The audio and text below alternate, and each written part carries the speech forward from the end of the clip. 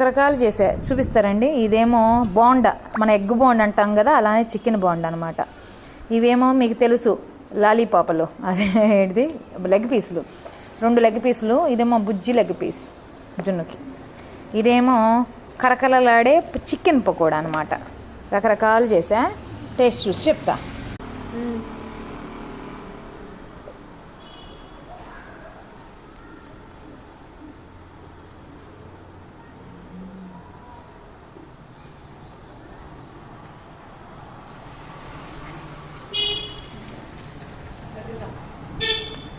ఇది తిని చూసా కదా, సాఫ్ట్గా జ్యూసీగా ఉంది.